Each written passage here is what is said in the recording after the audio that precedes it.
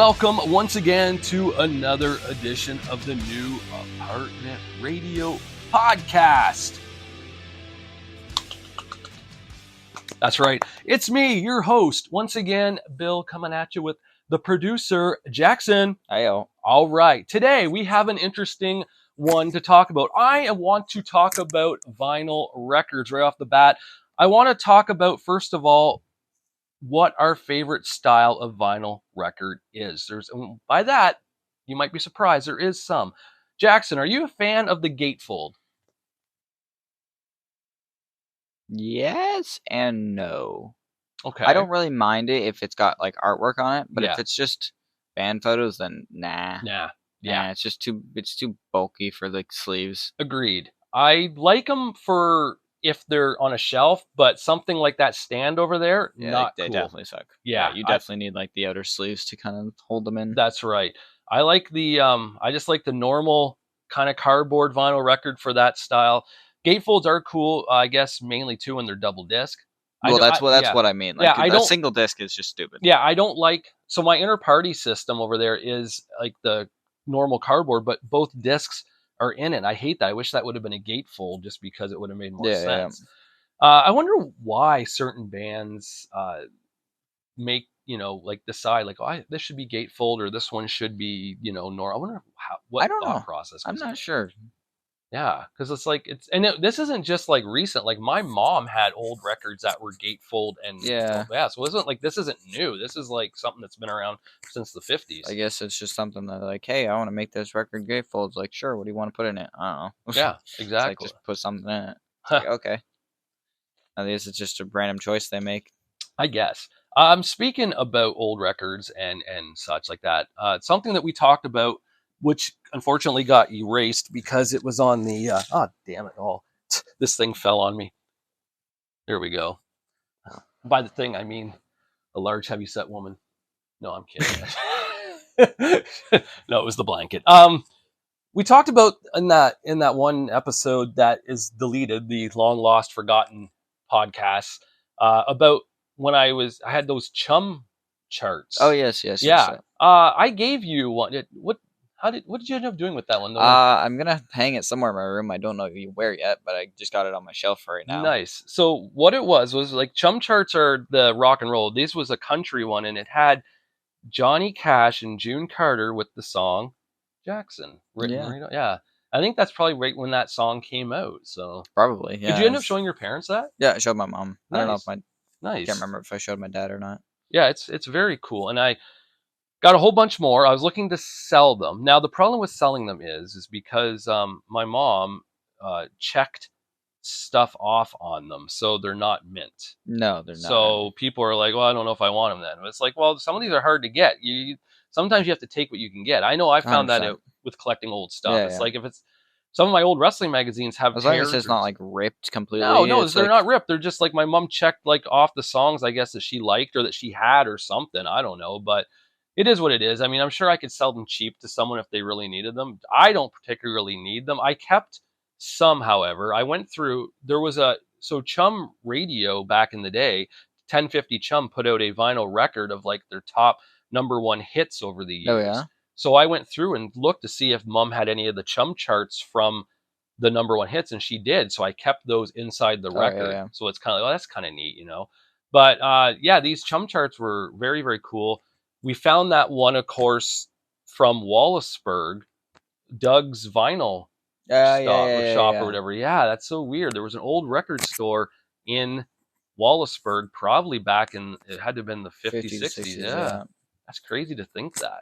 And I still think to this day, it might be where that store is that you bought your guitar at. The Gearbox? Yeah, that's probably where it was. Either that or it's on the other side of the river and it was just tore down. Possibly. There's a lot of things that were over there that just got taken down. So, with that being said, too, you do own a guitar. I do. How's it going with that? Yep. It's going. It's going, is it? I haven't touched it in 4 months. Ooh, money well spent, sir. Shut up. I will be picking it up soon. I want to get... once I get a new headset that I can play anytime, so I don't have to worry about waking up my parents or being a nuisance. Then I'll probably practice a lot more. But yeah, right now it's like most time when I want to play, it's at like midnight, so I'm like can't really do it. Yeah. Well, you could. There's nothing stopping you technically. I mean, you could. Yeah. I just don't think you want your dad coming upstairs like banging on the door saying turn that fucking thing off. Yeah, I don't want to recreate the Michael Jackson video. No, I'm not black. What okay, so when I was a kid, I loved the drums. I got a drum set when I was probably maybe 8, 9. It was like one of those drum sets you get out of the old Sears catalog wish books, right? Like the plastic ones. Yeah, kind of. And they were fun to play, but I really didn't know what I was doing. Always loved the drums though. Ended up going to keyboard as I got older because it was easier to get piano lessons than drum lessons. So that's, piano's a percussion, so why not? Mm-hmm. Did pretty well at it at the time. Then I gave up on it like I do most things. Still can play Twinkle Twinkle Little Star, I believe, to this day, though. I can still do that. But I wonder if, like for me, I don't know why I didn't want to continue. You picked up playing guitar at like age 19, pretty much. Yeah, 18. Yeah, that's right. You got it when you're 18, right? Yeah, I got it about a year and a few months ago. Yeah. Less than a few months. Was it? Yeah, less than a few months, like 10 months ago. What made you say, I want to play guitar? I don't know. I had an acoustic guitar too when I was a kid, and I didn't know how to play it. But I really don't know. I always liked air guitar, and out of any of the instruments, guitar was kind of my favorite. I do really like bass and drums, but guitar was like, I can't sing, so there's no point in that. And actually, you probably could. Have you heard some of the singers out there? They can't sing either. Oh, true. But yeah. So guitar seems like something I could learn if I put my mind to it. And I'm not like for only practicing like maybe 3 months or 4 months. I'm not terrible. Right. But I'm not nowhere near anything. Like I'm just like still way beginner. Like I know like a few riffs and that's it. I got a funny story about my guitar playing. So I got it was like an old, acoustic guitar from my grandma for Christmas one year. And I thought playing guitar was just you strum the strings. I'm like, well, that's easy enough. So I wrote, I said, I know I can sing a song. So I just heard Paradise City for the first time by Guns N' Roses. So I was like, I can do this, no problem. So I go, Mom, Dad, I know a song. So I come out into the living room. This is honest to God true story. And I'm just stringing it. Constantly take me down to the paradise. And that's all I did was because I thought that's what you do. Yeah. I didn't realize you had to make chords. Yeah, no clue. I just thought, well, this is easy enough. Yeah. And I thought in my mind, that sounds just like what I'm hearing on the radio. I don't know any differently, but that's my first guitar concert I did. First and last. Yeah, it was sweet. But yeah, drumming though was always my thing. I love drumming. I love singing too. Drumming seems like fun. Drumming is fun.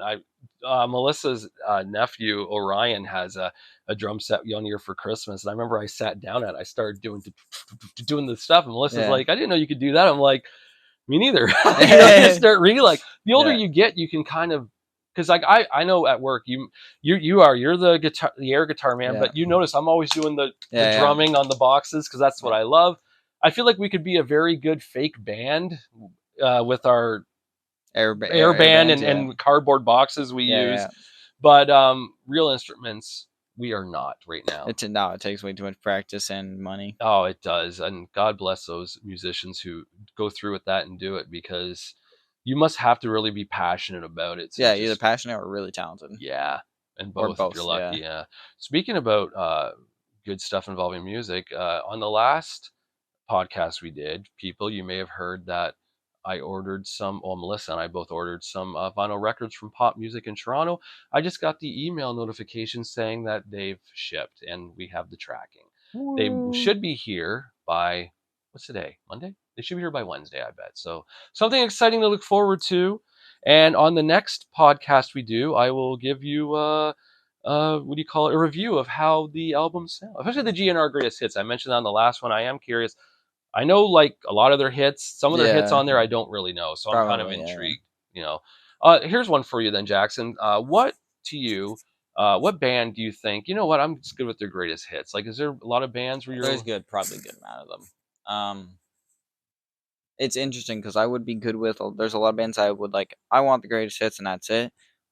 But the greatest hits aren't necessarily all the songs I like. Yeah. Like, as their top songs, it doesn't mean it's the songs that I like. Yeah. Like, for example, Alice Cooper.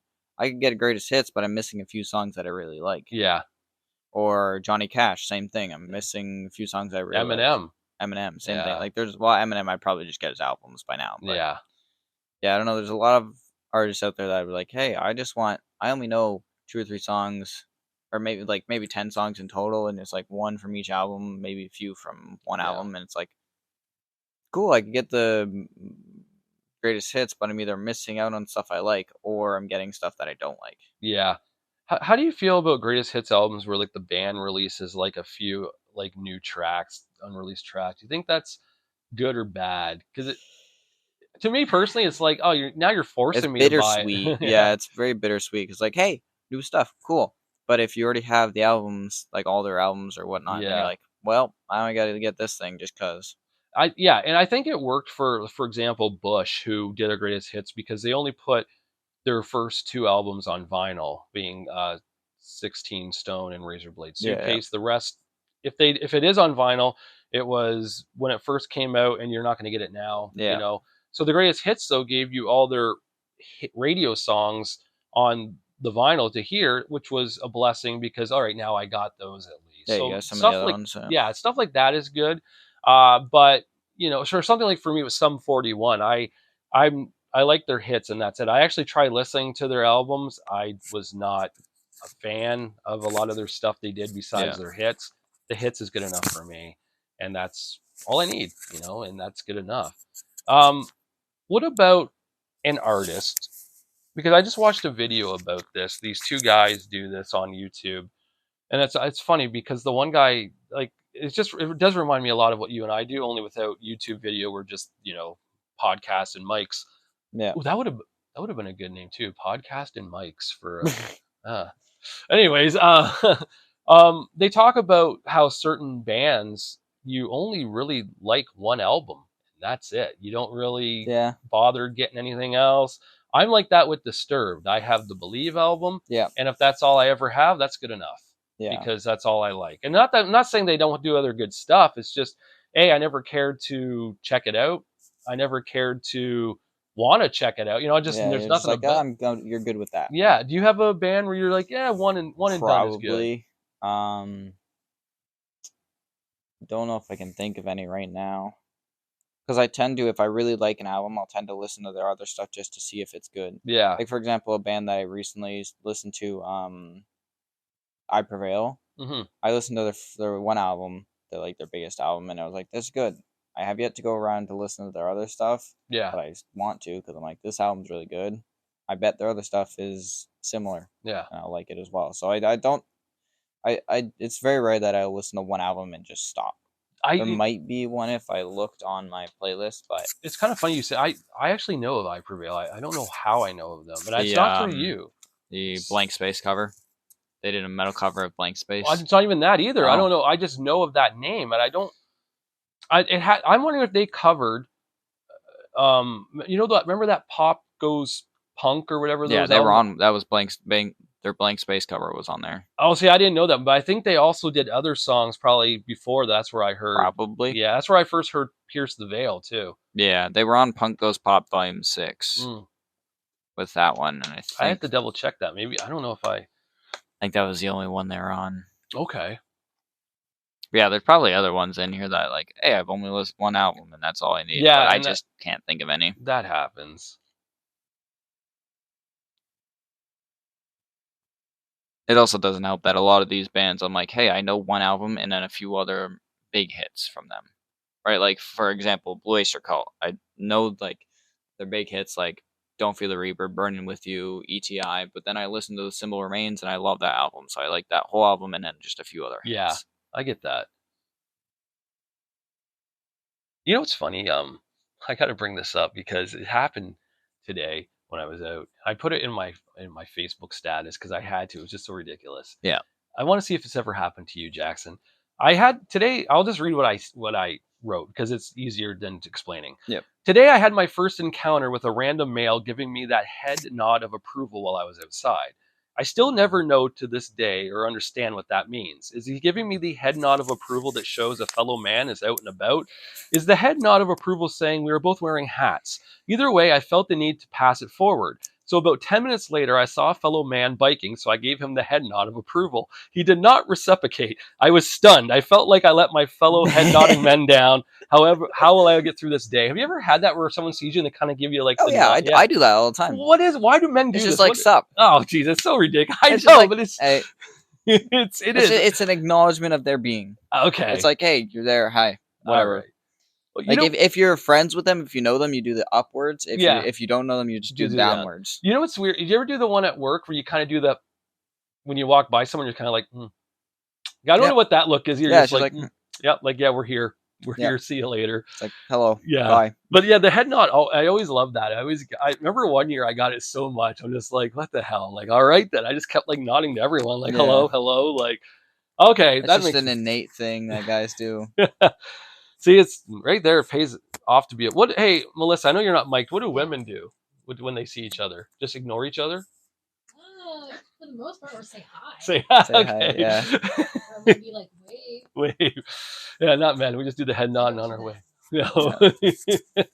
I just had to get that across because I just remember I was just looking online. I forgot I posted that today for some jokes online. I like to do jokes online, folks. The biggest joke is my life, so check it out sometime.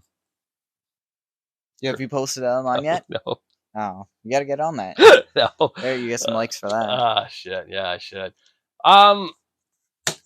Let's talk about something that's rather exciting, and that is, Jackson, when are you gonna buy another vinyl record? Okay, I don't know. It's been a while. It's been a good while. It's been a while. You said the last one I bought was, God, I don't even know when the last one I bought. The last one I got was Christmas. The last one I bought myself was before then. You said you were going to do it with some of your. Remember, you said you got a kickback with the Walmart money and such. Like, I could probably treat myself to a vinyl, and you haven't done it yet. I haven't done it yet. I don't remember what I ended up spending that money on. I don't even think I spent it. I think I just saved it. I don't know. I think I'm just waiting for like a good sale, like or even just to like be a day where it's like, hey, there's a repressing or something. Yeah. I know I'm gonna be buying the 20th anniversary of The Poison by The Bullet for My Valentine, so I know I'm waiting for that. But besides that, it's like, I don't know if I really need anything right now. Like, obviously, I'm looking for Iron Maiden and whatnot. And besides that, maybe pop music has. Well, sure, but I'll probably just wait until the next record store, the record show. Record show, yeah. Yeah, because then I can just go there and buy what I want. If we lived in Windsor, we could probably go to one like every other week. Oh, 100%. I know, it's ridiculous. Or even like Brantford or whatnot. It's ridiculous. Down here where we live, I would love to have our Wallaceburg Brewery have one because I want to say they'll have one at some point because like it's a big enough space where you could do it, and it's good spot in between Chatham and Sarnia, but I just don't know if they will. They would make a killing just off our group alone. Yeah, well, that's the thing. I don't know if they would see. That's like I think us buying their records would support them easily. Remember that one day that in Chatham, I was $325. Well, I know you would. Well, that's the thing. You support the people selling. I don't know if you support the actual venue, like the the brewery. So I'm like, unless they like, I'm guessing they pay to be there. Like they pay the brewery to they have set to. up. Yeah.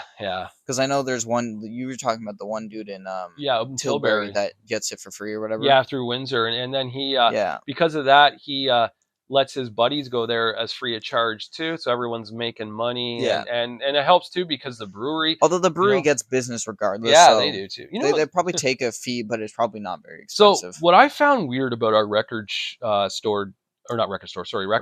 experience when we went to the one in Chatham in August was we got there pretty early, right? It was like 11, somewhat early, 11, 12, somewhere there. The amount of people drinking beer. Yeah, well, that's the thing. That's what that does. Like any other day, if you go there, there'll probably be like 3 or 4. I know, but those record shows, it brings who wakes people up in the morning? First thing, you know what? It's a weekend. I know, but Jackson, I know you don't drink. And they go to a brewery. They're going to a brewery to buy these records. People I'm were like, buying, I'm there. I don't think these people were buying records. These people were just sitting there drinking. Well, they probably were there. They checked out the records, like whether they bought any or not. And they're like, okay, I'll have a beer while I'm here. I know, but I was like, okay, I like drinking. As you know, I like Caesars. They're also alcoholics. Yeah, that's probably what it is. I can't I never think when I wake up in the morning, first thing, like, man, I need to tie one on. But then again, I'm not an alcoholic. I'm not saying these people were, but man, it was funny to see, like, man, they're drinking beer pretty early in the morning. You and I were thinking, like, I can't wait to go to Arby's. They're thinking, I can't wait to drink beer. I'm not exactly surprised. I know there's a lot of people that in the summer they'll just drink like beer at like noon or whatever. Oh, I like get my that. dad Yeah. will like sit on the porch and drink beer. Oh yeah, on Sunday afternoon my dad used to do it too. But then again, they were also, my dad used to get up at like 7 a.m., 6 a.m. Yeah, my dad does too. Yeah, so they've been already up. So they might be up already. Oh, that's true. Yeah, people like us. We get up at like 10 to 11. 10 is like early for us. That's early. Yeah, that was why it was early that day. Yeah. So I get that then. Yeah, I'm not an early to rise person unless I have to be. Oh no, yeah, I'm not a fan. It doesn't help that we work till midnight or whatnot. Yeah. So I also love getting that phone call the next day from them saying, "Can you come into work?" It's like I just got off at 12. Like, yeah, and you're asking me to work at 7 a.m. Like, yeah, I know. It's like I'm getting to bed at like 2:30, 3 a.m. Yeah, I went to bed at like 4 o'clock last night. It was hilarious. I forgot to plug my phone in, so my phone's been on low all day. Oh. I forgot to put my retainers in, so that's gonna be. So you had a painful tonight. A rough night. No, I was just tired and I just forgot to do shit. Oh. Speaking of which, when you said retainer, you went to the dentist. How was that experience? Yeah. Not too bad. It was my first time getting anything like any filling or anything. Yeah. Because I have 3 cavities. Oh. And I had one on I think it was one on my right side, which me and my sister both have. Mm-hmm. So I think it's just a common spot. You know why it is? You're probably, when you chew, you're more dominant on your right. Yeah. Yeah. And it's like, it's the back tooth, I think. So it's like right there, and I'm always using that. And I forgot to ask the dentist if my wisdom teeth are going to be a problem or not. I'll have to do that next. Probably not. Did they hurt at all or bother? No, but that doesn't mean that they aren't going to be a problem. I guess there's some people that it'll mess their whole mouth up because they come in. My bottom ones are impacted. Like that's it. They never grew in. They're just there. I had my left one grew in. I had to get that taken out because it grew in sideways. Yeah. Which hurt. This one on the right came in just fine. So I'm leaving it. It's like whatever. But yeah, I'm lucky in that. But I don't want to get the surgery to get them cut out. No. I mean, I had the appointment at 1. My mouth was no longer frozen. So good. Yeah, that was funny when you came in and just like, wow. I was like, what? It wasn't that bad. No, it wasn't. But you could tell. You could tell like there was. Yeah. You sounded like you had a case of Bell's palsy and you're slurring your words. Like my face went numb. Sorry, I don't like that. It's not that it hurts. It's just uncomfortable. It's just weird. It's weird. Like not being able to feel the upper. It's not even like I could feel my tongue mostly, and I could feel the left side, but my right side of just my gums. That was enough to make it feel. So yeah, off. I remember when I got the wisdom tooth pulled. It was a top one, so I'm with my head to the ground, right? Yeah. They fucking put that freezing in there. But the problem is when they put the freezing in, it ran down my throat too. So I couldn't feel anything. Wow, they really suck. Yeah. So I'm like, am I even breathing? Because you can't even tell because everything's frozen. Yeah, it just gives you some real nerves on that. Yeah. So then they pulled it out, and no, I was wide. No, they just froze it because the tooth was out. So like it was already out of the gum. Like all they do is put the clamp on and pull it. Right? No, I wasn't put under. There wasn't anything that was easy to pull out. So, walking home, because this is when I lived in Dresden. I was walking home, and I got my mouth frozen, full of blood, because it's still like bleeding from where they pulled. Give you like cotton? Yeah, they did, but still, it's like I'm like slur. I'm like I look like probably some drug addict walking down the street. Yeah. So I went home and I remember I ate yogurt all night. That was That's how you can really eat. Yeah, yogurt and pudding. When you get a tooth pulled, it's awesome. Good diet. That's why I'm hoping I don't get my wisdom teeth pulled, because I don't want to go under laughing gas like that shit. Oh, laughing gas would be hilarious with That's why I don't want to, because then there'll be videos recorded. I'm like, oh, I don't want that. I just want to do laughing gas just for fun now to see how I react. Watch me just totally stone face. I just don't laugh at anything because I'm always so funny other times. It's like, why is Bill not laughing now? I'm just like, I hate everyone. Yeah. Turned in serious sound. Yeah. So, man, we took a weird turn there with the dental stuff now. Let's try to get back onto things. But we already covered your fact that you don't want to buy a vinyl record, which I'm very disappointed at. Who said I don't want to buy one? Well, I'm just not buying one. I think, okay, I'm going to give you some ideas to buy some right now, okay? Okay. You should buy, let's see, who is really famous right now and doing great stuff with music? Oh, Linkin Park. The I thought greatest... you were going to say Taylor Swift. I was like, no, fuck that. For who? So I thought you were going to say Taylor Swift. No. Get Linkin Park's their greatest hits one. See, that's that. We were talking about greatest hits and how unreleased songs. They did one unreleased. They did both. Yeah, they did the first greatest hits, and they released, what was it? Friendly Fire, I think, is a song. I think. But didn't they just release a vinyl too about like unreleased like B songs? Yeah, they just did the vinyl for the lost demos for Meteora. Yeah. So I would rather buy Meteora and the lost demos than buy the greatest hits. Because, like, I don't care for much past Minutes to Midnight. I haven't listened to it yet, so I might like it, but... the Thousand Suns album, whatever that's called, right? Is it something like that? Yeah, that's one of them. It has Wretches and Kings on. Oh, man, that song's so good, Wretches and... That album, you should check it out. Jackson, for real, I think... I'm going to check out their, like, later stuff, but I just haven't gotten around to it yet. No, I think you would like it a lot.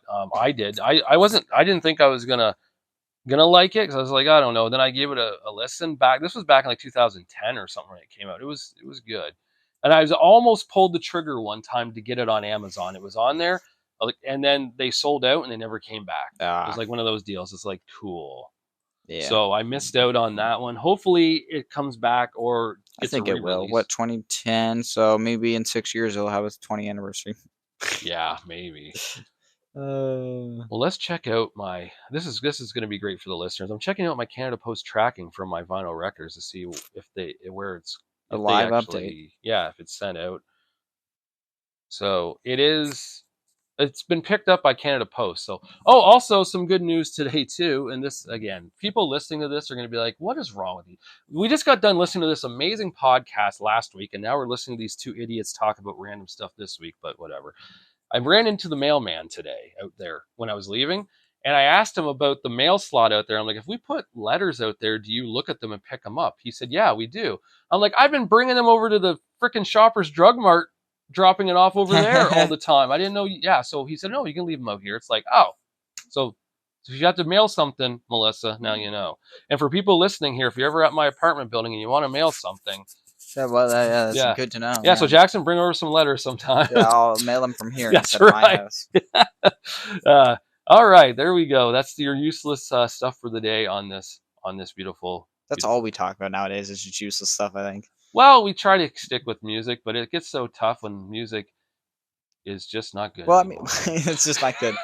I think it's more tough that we've talked about everything that we can without making a dedicated episode to like a specific thing. Yeah, I know. For example, we could talk about Metallica, but we'd rather just do a specific episode or two where it's just all Metallica. Exactly, and I really, that's definitely going to be heavy you and I really think, without trying to be a dick to our cohorts who do, it really should just be you and I doing the Metallica one, I feel. 100%. We're the only one that really know Metallica. Yeah. Like, they listen to it, sure, but they don't really know. No, they don't. And I think it would be interesting, too, when we get into it. Because I know we kind of give teases with the Metallica thing. We always end up talking about it. We've been teasing it since the first episode. 15 episodes, 60 episodes later. And it's just because, it's going to be a lot to cover. Yeah, and we want to, I think, well, at least for me, I want to get done the Rainbow album series so that we don't have multiple in-depth kind of like a lot of nonsense talking about one subject rather than kind of discussions. Right.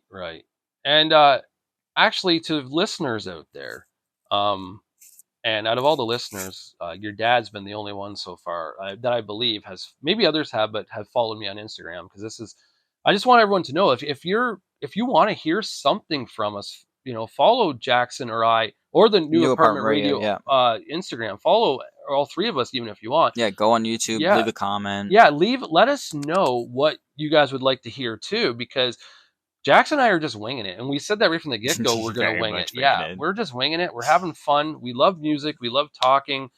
It's just fun. It's just, I don't know how else to explain it. And the fact that you guys listen is so cool. And if you guys want to hear anything in particular, I know your dad mentioned about Silverchair and such that we should cover. Frog Stomp. And trust me, that we really should do a podcast just on the early 90s music. Oh, probably, I would like to yeah. do that too sometime. I'd love to have your dad on the podcast. That is like a hint right there to Chris who's listening. Hint, Chris. Jackson's going to talk to you one day, and you're going to be on with us. Yeah, once we get that mixer set up, that's what I think, because I know your dad and I are pretty much the same age, almost, give or take a few years. We grew up in that era, and it would just be, I think it'd different. Be cool. I think you grew up with different music though, because my dad's definitely more listened to country and rock as he grew up, whereas I think you listen to more pop and punk. Yeah. Oh, well, I mean, some country I listen to, like I listen to the Randy Travis, the Billy Ray Cyrus, there's been stuff like that. There's probably a lot more bands or country artists I just can't think of right now. But my dad listened to country. He used to throw on the country station every once in a while. So I was. Speaking of country, I don't know if I told you this yesterday, but I did tell you, I think, where I was yesterday. So before work yesterday, I think you did. Yeah. So my dad's friends with a up and coming country artist. He works with him. Shout out to Colt McLaughlin. But he was recording a video for his new song at my grandparents. So I was out there checking out. It's pretty cool how they got that set up with it's just a normal barn and we have a bar up there, but they put the way they do the videos and whatnot is pretty interesting, where they just take a bunch of B-roll and then edit it all together in one night. But yeah, it's just speaking of country. That's nice. Didn't you say that your dad was in a video? Yeah, he was in the few. Actually, he's been in all 3 now. Okay, so it's been all. Yeah, Colt has made 3 songs. He made "Drinking Boots," which was the first one my dad was in, where he was where he did a shoe. He had I don't know if it was a class shoe or if it was just the shoe drink.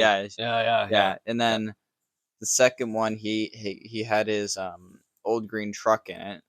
I forget what the song for that was. But yeah, he was in that one, and then this new one he's in as well. Oh, that's awesome. Man, that's crazy. Like, you never hear really any artists in this area anymore who do music. At one time in the early 2000s, it was big. Because back then you had to go to shows. You had to watch. You couldn't just go online and listen to whatever the hell you wanted. There was a bar in Chatham. I was like at the 8 Ball or something like that. Was that what it was called? Yeah, the 8 Ball. They would have bands. That's where I saw the Cause If Anything play there, and they played there pretty religiously, actually. But I mean, so did other bands, like an actual real band, like Tegan and Sarah played there. Do you know who they are? No. They're a pop sister group who sang. They were pretty big, probably around 2010 through 15. They were I can't even think of the names of their songs right now, but Tegan and Sarah, they played there.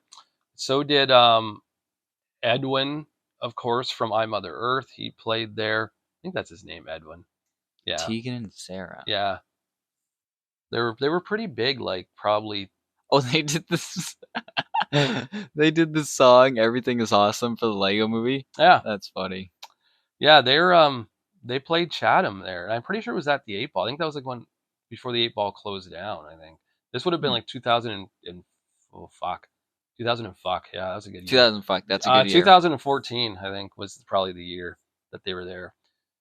But yeah, so a lot of bands used to go through that place and play, and it was pretty good for sound. Like, it was very, and it was a bar, and you could sit there and drink. I honestly wish I was in that era of small venues. Like, there's some bands that I know that are small enough to play in those venues, but they're nowhere near us.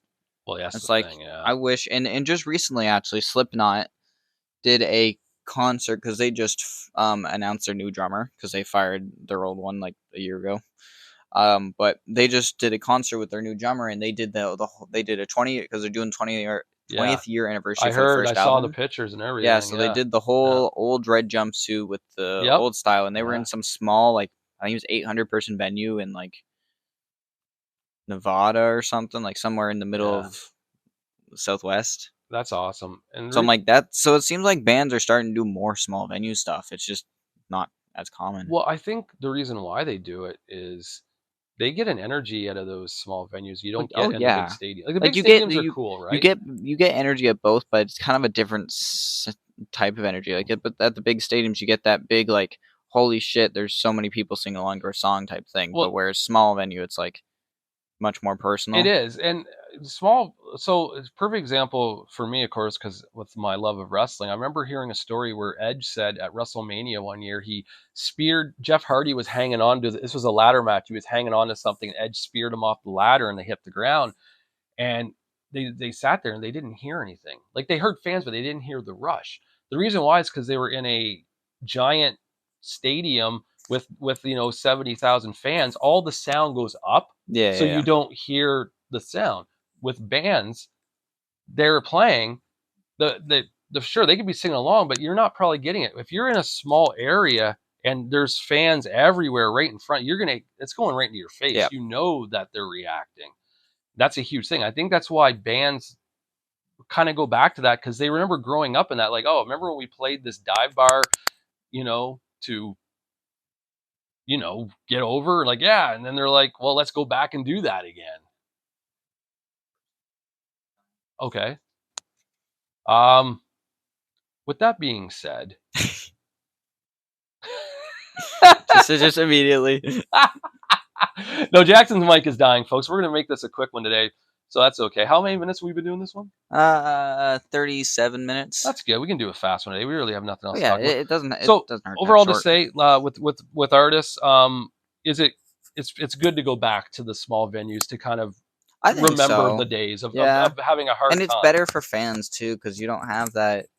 Like the prices are cheaper normally. You don't have to worry about parking and stuff. Like it's just better for the fan experience as well. That's true. And if you do it the way Slipknot did it, then you can avoid scalpers by just making the tickets non-transferable. That's true. Which sure it sucks in case you get sick or whatnot and you can't show up, but it makes it better because then you don't have scalpers being like, here's a $20 ticket, it's now $400. Like, yeah, no, I get that. Yeah, I agree. I think smaller venue, it's always good to go back and remember where you came from, and it almost might help you go with your future and make better music too. You're like, I remember those hard times. Sometimes fans, I think, forget that. I have a feeling that the next Slipknot record is going to be very much like their first few. Like I think it's going to go back to old style because they're just in that zone. There's an old saying, what's old becomes new again. So true. Yeah, and I think what goes around comes around too. I don't know what that means, but anyways, on that note, we'll end this one now today. I know it's a fast one, but hey, why not? It's good to have a short one every now and then. It's good. It's good. I tell my girlfriend that every time. It's good to have a short one. She doesn't believe me. And all right. On that note, this is another edition of the amazing, most fascinating, exciting podcast that you people can listen to. It's New Apartment Radio Podcast. I am the host, Bill, along with producer Jackson, and we only have one thing left to say. Peace!